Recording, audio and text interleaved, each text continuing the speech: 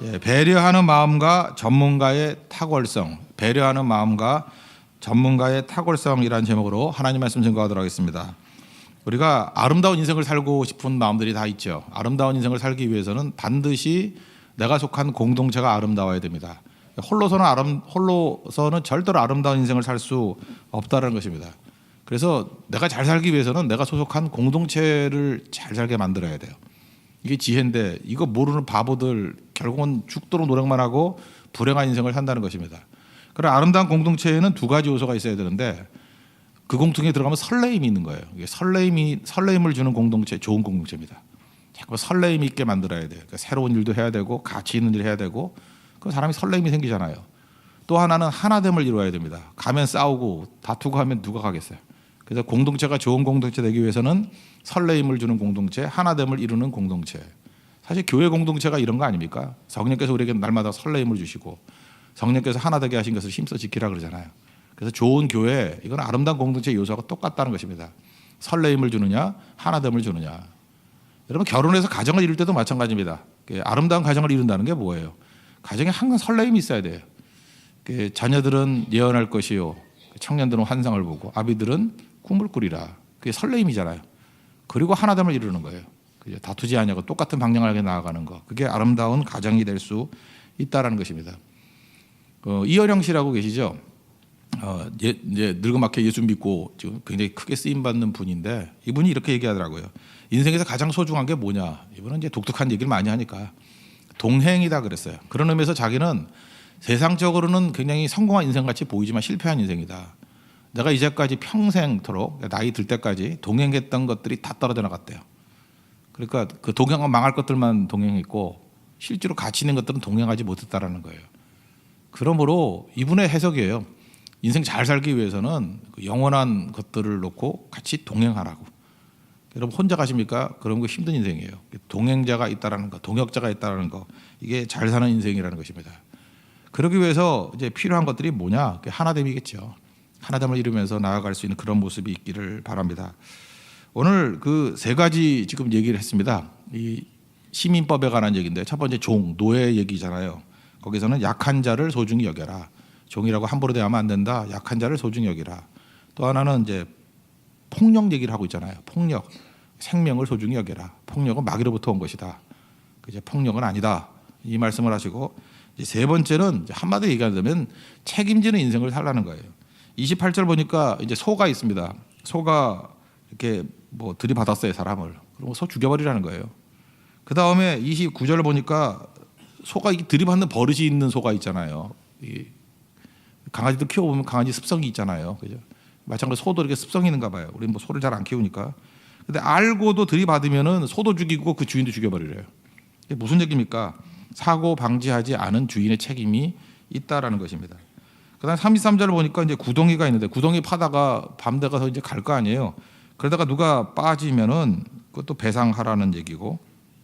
그 다음에 또 뭐 그걸 알고도 하면은 또 책임지고 뭐 죽이라 이런 얘기가 나옵니다. 그다음에 또 소가 소끼리 이제 부딪히면 우리 소 안 키우니까 대충 얘기할게요, 그죠? 뭐 소 키우는 집 있습니까? 제가 농촌 목회하면 자세히 설명하겠는데 우리 소를 안 키우잖아요. 소와 소끼리 이렇게 부딪히면은 이제 한 마리가 죽었어요. 그러면 죽은 거 이제 새소값 해가지고 반반씩 나눠가져라. 근데 소가 들이받는 버릇이 있다 그러면 이건 100% 책임져야 된다는 거예요. 소가 다 줘라. 소끼리 있을 때는 반반씩 책임. 뭐 이런 것들 얘기입니다. 그러니까 무슨 얘기냐? 요약하면 어떠한 경우라도 반드시 책임져야 된다는 거예요. 네가 지금 고의적으로 이렇게 사고 방지할 수 있는데 방지하지 않았으면 네가 100% 책임지는 거고 또 내가 책임 안 지고 소가 그랬잖아요. 그러는 것도 무책임하면 안 된다는 거예요. 그것도 half 반반 정도는 책임져야 된다. 그러니까 책임성이에요. 우리 그러잖아요. 뭐 내가 그랬냐고, 뭐 알고 그랬냐고. 예, 그래요. 뭐 내가 그런 거 아니고 모르고 그럴 수도 있어요. 그래도 책임이 있다는 거예요. 일부분. 책임성의 원리 이걸 바라고 있다는 것입니다. 우리는 많은 순간에 나만 괜찮으면 된다 이렇게 생각을 해요. 그거 나쁜 생각입니다. 그 미센터드 이게 내가 중심인 인생들 이게 다 무너지는 거예요. 어제 제가 콜로라도에서 그 총기 사고 난 거 기억하시죠? 뭐 그 배트맨 그 흉내내면서 막 연막탄 터뜨리고 사고를 저지른 청년이 있었는데 그 다음에 미국의 반응이 2012년 얘기인데 총기 구입이 2배가 늘었대요. 이유가 뭐냐? 이제 그런 사고가 났으니까 총기 규제할 수 있는 법률이 나올 가능성도 있다. 거의 없는데 그러면 또 비싸질까 봐 미리미리 총 사뒀대요. 무슨 얘기예요? 이 공동체의 문제가 뭐냐? 그죠? 왜 저런 애가 나왔느냐 하는 식의 접근 쉽지는 않지만 그렇게 접근하는 것보다도 나만 안전해야지, 나만 지켜야지 이런 생각을 먼저 한다라는 거예요. 그 인간의 모습이라는 것은 그렇게 살면 안 된다는 거예요. 나만 안전하고 나만 문제 없다고 되는 게 아니라 배려하는 모습이 있어야 된다는 것입니다. 그게 되게 중요한 거죠. 그런 의미에서 구덩이를 파놓은 사람 나는 안 빠지죠. 뭐 빠질 수도 있겠지만 나는 구덩이에 있는 거 알잖아요. 여러분 그 지리에 익숙하다 보면 다 알잖아요. 예를 들어 우리 교회도 지금 오래 다니신 분들은 알잖아요. 어디에 화장실 있고 어디 가서 밥 먹을 수 있고 어디서 쉴 수 있고 다 알잖아요. 근데 처음 본 사람 모른다 그러면 이렇게 교회 맵도 저거 앞에 좀 그려놓을 필요성이 있어요. 그렇죠? 이렇게 맵을 지도를 하나씩 그려놓고 평면도 같이 여기는 여기고 여기는 여기고 여기선 주로 이런 일을 하고 누구 하려고 그러면 어디 찾아가야 됩니다. 그러니까 안내를 본다 그러면 그런 거 자세하게 해주는 거 그게 책임진 사람의 모습이겠죠. 그런 모습으로 살아가라는 것입니다. 그게 되게 중요한 거죠. 근데 우리는 방치하고 나만 문제 없으면 된다 이렇게 생활하고 살아갈 때가 있다는 것입니다. 그거는 옳은 방법이 아니다. 지금 최근에 교회를 어렵다고 많이 얘기하는데 교회 위기가 뭘까요? 오늘 이 출애굽기 21장의 말씀을 저버렸기 때문이라고 생각을 합니다. 세상을 잊고 사는 거예요. 그러니까 교회 안 오면 교회 얘기만 해요. 그죠? 교회가 어떻고 우리가 어떻고 우리가 잘 살아야 되고 우리 성도가 축복받고 우리 성도가 길이 열리고 성교적인 마인드가 없으면 세상에 대해서 문 닫고 사는 거예요. 세상이 어떻게 되는지 그죠? 무슨 문제가 있는지 세상을 잊고 살아가는 거예요. 그래서 교회 중독이죠. 교회 중독이 될 수 있습니다. 교회밖에 모르는 거, 나밖에 모르는 거. 그러니까 세상을 향해서 나아가야 되는 거죠. 이사야서 1장에 보면 하나님께서 제사 잘 드리는 예배 잘 드리는 이스라엘 백성들에게 좀 이렇게 따끔한 말씀을 하시잖아요. 11절 보니까 무수한 재물이 내게 뭐가 유익하냐? 야, 재물 좀 그만 갖고 와라. 순양의 번제와 살찐 짐승의 기름에 내가 배불렀다. 지겹다. 지겨워. 그다음에 뭐 양의 피 내가 그거 기뻐하지 않다. 역겹다. 지겹다. 무슨 얘기예요? 좀 제대로 책임지고 살아라. 그런 얘기겠죠. 삶의 예배가 또 있다는 것입니다. 하나님 앞에 드리는 예배, 삶의 예배가 있다. 로마서 12장에 나오는 말씀이죠. 1절, 2절. 삶의 예배. 그게 있다라는 거예요. 그러니까 책임지며 살아가는 인생을 살라는 것입니다. 그러면 이웃에게 책임지기는 삶을 살아가는 거 이걸 한 단어로 말한다 그러면 뭘까? 그게 배려예요. 배려. 책임 있는 삶이라는 게 뭐냐면 첫 번째는 배려. 배려하는 마음을 가지고 살라는 것입니다. 배려. 그 웅덩이가 있잖아요. 나는 알잖아요. 거기 그 어디 있는 거. 그래서 나는 안 빠져요. 근데 다른 사람이 빠질 수 있기 때문에 이렇게 안내도 해놓고 바리케이트도 만들어 놓고 그죠? 아니면 빠져도 안 되고 그물망 같은 걸 만들어 놓는지 그게 배려 아니겠습니까? 나는 아니까 안 빠져요. 다른 사람이 모르는 사람이 있을 거 아니에요. 모르는 사람을 알려주도록 위험한 사람은 위험을 벗어나도록 그게 배려죠. 배려하는 게 꼭 필요하다는 것입니다. 배려는 뭐예요? 다른 사람의 존재를 인정해 주는 거고 남을 나와 같이 사랑하는 거죠. 우리 부모들은 자녀들에게 배려하잖아요. 자기가 다 아는데 애들 커봐라 쌤통이다 이러는 부모가 있어요. 그죠? 그러지 않도록 배려하는 거죠. 배려가 중요하다는 것입니다. 그래서 빌립보서 2장 3절을 보니까 겸손한 마음으로 남을 나보다 낫게 여기고 이게 배려예요. 다른 사람의 존재를 인정하면서 그 세워주는 거 그게 건강하고 아름다운 모습이라는 것입니다. 우리 배려하는 것 중에 하나가 뭐냐면 나이가 들면 궁금해지는가 봐요. 우리 아줌마들 보면 되게 궁금한가 봐. 궁금증을 참으십시오. 하여튼 그 입이 문제야. 하여튼 입만 여러분들이 이게 그 입만 이렇게 딱 닫고 있어도 굉장히 성화될 것 같아요. 그 언제 결혼하냐 이게 자꾸 묻지 말라고요. 결혼하고 싶은 사람들이 다 근데 자꾸 와가지고 언제 결혼하라 그 웃으면서 답은 하지만 속으로는 온갖 쌍욕을 다 하고 있어요. 아세요 그거? 궁금하죠. 지금 뭐 누구 사귀고 있는지 아닌지 그거 참으라고요.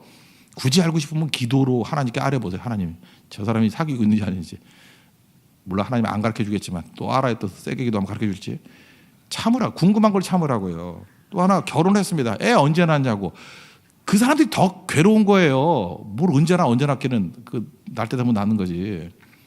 그 본인들보다 더 그 애틋한 마음 가진 사람이 누가 있겠어요. 왜 자꾸만 그런 걸 물어요. 그러지 말라고 그렇게 얘기를 해도 이게 몸에 배 있는 거예요. 자기가 자기가 지원해야 사는 사람들이 있어요. 진짜 지원하는데 집어 넣어줄까요? 진짜 찬물에다 집어넣어가지고 정신 차리게 만들어야지. 지적하면요, 교회가 잠깐만 와서 이렇게 자기 생각에 이제 눈에 차지 않는 게 있어요. 왜 저러고 다니나? 왜 저렇게 치마는 짧은가? 왜 저렇게 저런 모습을 하고 다니냐? 그러면 이제 그 권력이 있기 때문에 그러거든. 나이 든 권력. 그래서 함부로 막 지적을 한다고요. 그러면 교회가 시끄러워져요. 부딪히니까 시끄러워지고, 또 하나 성도들이 잠깐만 사나워져요. 그래서 교회를 닦아보면 교회가 시끄러운 교회, 사나운 교회가 있어요. 공통점은 지적을 많이 하고 정죄하는 교회예요. 정죄하는 교회는 언제나 시끄럽고 사나워요. 성도들이 막 사나워져 있어요. 반면에 배려하는 교회를 가면은요, 교회가 따뜻하고 조용해요. 그래서 교회가 따뜻하고 조용한 교회가 되기 위해서는 그런 분들의 입이 닫혀져야 돼요. 그 교회를 망치는 거예요. 그래서 지적보다는 언제나 배려. 책임은 거기 있는 거예요. 책임지는 사람은 언제나 배려하는 모습으로 나아간다는 것입니다. 그래서 우리가 음식을 만들 때도 조미료 넣잖아요. 마찬가지로 내 말과 나의 행동에 항상 이거예요. 배려가 있는가? 그걸 물어야 돼요. 내 말할 때 그냥 하는 거 아니에요. 배려가 들어가 있는가? 내가 행동할 때 배려가 들어가 있는가? 그렇다면 함부로 못 하겠죠. 배려한다 그러면 너무 자랑도 안 할 거고, 배려한다 그러면 무례하지도 않을 거고, 배려한다 그러면 어떤 거 말하지 않아야 될 것도 있는 거 아니겠습니까? 그게 책임지는 인생이라는 거예요. 우리가 지금 소 문제가 아니에요. 우리는 사실 말 문제예요. 말, 그죠? 말과 행동의 문제라고. 배려하는, 책임지는 우리 하나님의 거룩한 백성 되기를 바랍니다. 그래서 우리 교회들 가운데 가끔마다 진상 고객들이 있어요. 난 그게 참 마음이 아파요. 그냥 인터넷으로 사면 된대. 그래서 안 맞으면 리턴하면 돼요. 목사님 여기 보세요. 반품비 면제 이런 게 있대. 그래서 아무거나 막 사래. 그래서 막 그 오더하는 걸 막 보여주고 이렇게 하래. 그래서 내가 그랬죠. 메시지를 하면서 너는 진상이다. 그죠? 그런 짓 하지 말라는 거예요. 우리가 내 돈 주고 내가 밥을 먹는데 그러면서 굉장히 고자세로 나가는 거 있죠. 그게 배려가 없는 거 아니에요. 감사한 거 아니에요. 그 종업원들에게 땡큐 하면서 그 배려해 줄 줄 아는 그 모습이 있어야 되겠죠. 초신자에 대한 배려, 그것도 꼭 필요한 거죠. 배려해 줘야죠. 우리가 저기 장의 자리에 있는 교회 있지 않습니까? 그러면은 누구나 빨리 나가기 편하니까 사이드에 앉기를 원하는 거죠. 근데 다른 분들이 보고서 앉기 불편하니까 그냥 나는 별 문제가 없고, 나는 방광의 문제도 없어. 그냥 앉으면 1시간은 버텨요. 그럼 가운데 앉으세요. 가운데. 그게 배려죠. 그렇지 않아요? 배려해 주는 거예요. 근데 그 앉는 거 하나만 봐도 저 사람이 배려가 있는 사람인지 없는 사람인지, 책임감이 있는 사람이 없는 사람인지 금방 안다는 것입니다. 초대교회를 보면요, 사도행전 2장 46절 보니까 날마다 모였대요. 그리고 집에서 떡을 떼며 기쁨과 순전한 마음으로 음식을 먹고 또 마음을 같이 했다. 이게 무슨 얘기예요? 돈 문제예요? 서로 돈 나눠가지고 막 같이 쓰고 했다. 그 얘기가 아니라 초대교회는 배려하는 공동체였다는 거예요. 이걸 배려로 이해해야지, 돈으로 보는 건 진짜 먼 눈에 뭐밖에 안 보인다고. 돈 문제 아니에요. 초대교회는 지금 이 나열한 4가지 얘기가 배려하는 마음이 있는 공동체였다. 그래서 그들은 책임감이 있었다는 거예요. 여러분들 배려가 있는 우리 하나님의 거룩한 백성 되기를 바랍니다. 두 번째는 선한 관리자들라는 거예요. 선한 관리자. 이게 또 책임감이에요. 그 미래에 닥칠 일들을 대부분은 우리가 예측할 수 있습니다. 인간이기 때문에. 인간은 추론 능력이 있거든요. 추론할 수 있어요. 그래서 미래에 대충 어떻게 벌어지는지 알죠. 근데 젊은이들은 추론 능력이 떨어져요. 왜? 경험이 없기 때문에. 이게 지식에서만 오는 게 아니라 경험에서 오는 추론이 또 있거든요. 그래서 어른이 필요합니다. 어른들이 가르쳐주면 젊은이들이 추론을 하게 돼요. 우리는 경험적으로 아는 게 되게 많거든요. 이런 결정을 하면 나중에 어떻게 될 것이다. 거의 맞아요. 거의 90% 이상 맞습니다. 근데 모르고 당하는 것들을 보면 한 가지만 예를 들면 빚지면 종된다. 이건 다 알아요. 근데 그거 누구나 하는 것 같이 보이지만 모르는 사람이 있대요. 그래서 젊은이들이 시작부터 이게 종돼가지고 자기를 다 잃어버리고 인생을 시작하는 사람들이 많지 않습니까? 그거 왜 그래요? 그 어른이 없기 때문에 그래요. 들으려고 하지 않습니다. 예, 맞죠. 에스겔서 2장 5절 보니까 듣든지 아니 듣든지 얘기하래요. 그게 믿는 사람들의 태도라고요. 가르쳐 줘야 된다는 거예요. 듣든지 아니 듣든지. 그래서 우린 전할 책임이 또 있다라는 것입니다.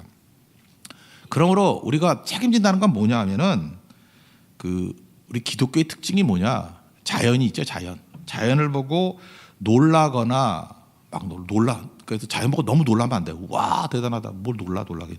하나 이렇게 만든 건데. 또 하나는 신격화시키는 거. 뭐 큰 나무 보면서 와 가서 절하고 싶은 마음 이러면 안 돼. 절하면 안 돼. 나 그래서 나무 보고 꼿꼿하게 서 있고 너무 멋있는 나무 가서 주먹을 한 대 치고 막 그래요, 그냥. 아니, 상할 정도로 하는 게 아니라 그냥 별것도 아니야. 그냥 무시해 버리고. 제가 뭐 캐나다 갔을 때 그 로키 마운틴 갔을 때 되게 멋있더라고. 와 그래서 나도 와 한 번 와 그러고 안 했어요. 그다음에 아이 뭐 별거 아니네. 똑같네 뭐. 그죠? 뭐 그리고 너무 놀라면 안 되고 하나님께 주신 거에 대해서 이게 감사 찬송이 나오면 몰라도 그거에 위축이 되고 신격화시키려고 그러면 안 된다는 것입니다. 우리가 해야 될 일은 뭐예요? 다스리는 거예요. 다스린다는 게 정복한다 그 얘기가 뭐 파괴시킨다 그런 뜻이 아니라 자연에서 우리는 법칙을 발견해야 되고 습성을 발견해야 된다는 거예요. 그래서 기독교의 특징이 뭐냐면 자연을 숭배 대상으로 여기지 아니하고 연구 대상으로 여겼다라는 거예요. 그래서 관리하는 거예요. 바보들은 자연을 숭배 대상으로 삼아요. 그런데 그리스도인들은 연구 대상으로 삼는다는 것입니다. 그래서 공사장에서 사고가 나잖아요. 이렇게 사람이 뭐 다쳤다 그러면은 액땜한다고 무당 불러다가 푸닥거리 하는 게 아니에요. 그죠? 난간을 만들어야죠. 그게 그리스도인이라고요. 사고가 자꾸만 나요. 그러면 난간을 만들어야죠. 우리 교회도 여기 보면은 뭐 1층에서 그 난간 옆에 위험하잖아요. 그래서 이 건물에서 둔 거 아니에요. 우리가 돈 들여서 다 막았어요. 난간을 만들어야죠. 그걸 기도만 하면 돼요. 아이들이 다치지 않게 도와주세요. 난간을 만들어야죠. 우리가 무슨 무당이에요? 왜 그 기도를 하고 있어요? 그거를 난간을 만들어야죠. 그죠? 그다음에 가드레일을 만들어야죠. 그래서 떨어지지 않게 만드는 거 그게 중요하다는 것입니다. 지난 주간에 어떤 형제가 저한테 그래. 목사님 다시 겨울이 왔는가 봐요. 그러면서 파카를 사겠대. 내가 말렸어요. 너 이방인이냐? 너 이방인이냐? 3월이 되면 이건 꽃샘추위라 그러고 이틀만 버티면 돼. 근데 또 추워졌어. 한 번 더 버티면 돼. 또 추워져도 한 번 더 버티면 돼. 이제 다시 안 추워요. 영하 다시 안 와요. 오더라도 어쩌다 한 번 온 거야. 그죠? 어쩌다. 우리는 왜 알죠? 그 입춘 지나고 소환 지나고 입춘 지나고 하면 아무리 추워도 그 며칠이지 반드시 봄은 온다는 것을 알기 때문에. 태풍 온다고 난리 부릴 필요 없어요. 우리는 추측으로 알아요. 예측으로 알아요. 기상대에서 예보로 알아요. 연구 대상으로 삼아야지 숭배 대상으로 삼아서는 안 된다는 것입니다. 그래서 여러분들 똑같은 일 반복되는 걸 자꾸 우연이라 그러지 마세요. 그게 왜 우연이에요? 그죠? 틀리면 왜 틀렸는지를 알아야 되는 거죠. 여러분이 새벽기도 제대로 못 나오고 하는 것도 있어요. 영적인 문제다. 예, 맞아요. 영적인 문제예요. 그 다음부터는요 우연이 아니에요. 영적인 문제도 법칙이 있어요. 마귀가 어떻게 여러분 유혹할지 다 알잖아요. 그러면 연구하고 대비를 해야죠. 바보들은 그냥 성공하고 난 다음에 교만에 빠져가지고 넘어져요. 깨져요. 그거 알아요. 근데 그거 놔둘 거예요? 그러니까 그때마다 말씀으로 지침을 줘야죠. 네 수준은 분명히 그 정도 되면 교만해가지고 넘어질 거야. 절대로 그러지 마. 그 상황에 올 거야. 그럼 절대 그러지 마. 우리 뭐 요즘에 결혼 새로 한 사람들 너 이런 일이 벌어질 거야. 절대로 그러면 안 돼. 임신을 했어요. 너 이런 일로 나태해질 거야. 신앙을 떠날 거야. 절대 그러면 안 돼. 이게 바로 뭐예요? 연구 대상이에요. 숭배 대상이 아니라. 이게 없는 인생들은 헬렐라 해가지고 자기 몸의 변화에 그냥 맞춰가다 보면 막이 밥 되는 거죠. 그러고 살지 말라는 거예요. 우리 반주자 얘기를 하나 할게요. 우리 교회 노래 부르는 거 많이 불러야 20곡, 더 많이 불러야 30곡 아니에요. 율동 많이 해봐야 20곡이 아니에요. 근데 그거 노래할 때 뭐 할지 몰라가지고 악보 찾고 막 이러는 생각 보면 저거 이방인이네 저거. 그죠? 이제 알바르가 하면 이방인 좀 읽으라 그럴까 저거. 왜 저러나 저거. 뻔한 거 아니에요. 뻔한 거. 그 코드별로 제가 부르는 게 뻔하고 네 가지 코드밖에 안 불러요. 율동할 때. 내가 생각해도 내가 너무 단순해. 어쩌면 요거밖에 안 하나? 근데 그거를 못 읽어요? 그럴 때는 목사를 숭배 대상으로 여기만 연구 대상으로 여겨야지. 저 머리 벗겨진 목사는 요렇게 이렇게 부르더라. 그죠? 첫 번째 이 노래 부르면 반드시 이걸 하게 될 것이다. 제가 일부러 법칙적으로 살거든요. 근데 그걸 못 읽어요? 정 모르면 와서 물어보면 되지. 어떤 사람이 나한테 물어보더라고요. 어떻게 하세요? 그래서 내가 내 그 요약된 거를 하나 찍어서 줬어요. 사진으로. 나 맨날 이거 보고 노래 부르는 거야. 그게 연구죠. 맨날 그 우연이라고 생각하면서 당하고 사는 인생 살지 말라는 것입니다. 리더나 진장들 얘기입니다. 자기 진에 있는 사람들, 팀원들이 뭐 하는지도 몰라요. 이름도 몰라. 이건 싹군이에요. 이건 볼 것도 없어요. 뭘 사랑한다고요? 사랑의 대상으로 삼지도 마세요. 더 중요한 거는 연구의 대상이에요. 연구의 대상으로 삼는 게 사랑이에요. 여러분, 나 사랑해 하면서 애 굶겨 죽이는 게 좋은 엄마예요? 아니죠. 애 습성을 알고 연구해야죠. 얘가 왜 우는지 이게 병원에 가야 될 문제인지 먹여야 될 문제인지. 그죠? 우는 거 이유 없이 우는 게 아니잖아요. 그걸 알려줘야죠. 어떤 부모는 애 사랑한다 그래가지고 무슨 이게 뭐라 그러지, 이렇게 혹 자라는 거 1년 넘게 자라가지고 애 거의 죽을 뻔했어요. 그건 바보 같은 엄마죠. 그게 무슨 사랑이에요. 애를 모르는 거죠. 연구해야죠. 모르면 물어봐야죠. 그래서 책임지는 인생이라는 것은 오늘 두 가지 얘기를 하고 있습니다. 하나님 앞에서 전문가 되는 거예요. 연구해서 전문가 되는 거. 이게 책임지는 거고, 또 한 가지는 배려하는 인생이에요. 그래서 책임감이라는 구호 갖고 살지 말고 하나님 언제나 시간이 가면 가서 예수 오래 믿으면 전문가 돼요. 다 전문가가 돼야 돼요. 전문가가 되고, 또 하나는 배려하는 사람. 그러니까 가슴은 배려하는 가슴, 머리는 전문가적인 탁월성. 그것이 믿는 겁니다. 시간이 가면 갈수록 무서운 존재 되는 거예요. 그게 성도의 삶입니다. 오늘도 배려하는 마음과 또 전문가적인 탁월성을 통해서 하나님 앞에 책임지는 인생이 되는 축복이 임하기를 기원합니다. 모두 자리에 일어나겠습니다. 212장 찬송하겠습니다.